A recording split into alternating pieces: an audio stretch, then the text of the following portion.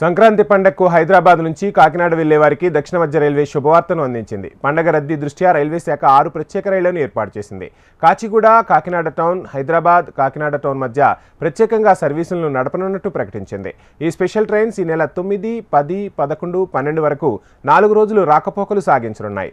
ఈ రైళ్లకు టికెట్ రిజర్వేషన్ల బుకింగ్ సదుపాయం జనవరి 2వ తేదీ ఉదయం 8 గంటల నుంచి అందుబాటులోకి వస్తుందని సౌత్ సెంట్రల్ రైల్వే తెలిపింది. ఈ రైళ్లలో స్లీపర్, జనరల్ బోగీలు, సెకండ్ ఏసీ, థర్డ్ ఏసీ ఉండనున్నాయి.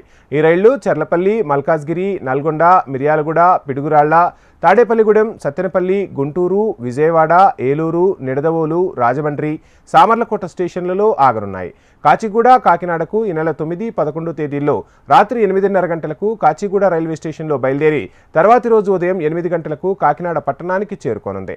అలాగే కాకినాడ టౌన్, కాచిగూడ మధ్య ఈ నెల 10, 12న కాకినాడలో సాయంత్రం 5 గంటల 10 నిమిషాలకు బయలుదేరి మరుసటి రోజు ఉదయం 4:30 గంటలకు కాచిగూడకు చేరుకోనుంది.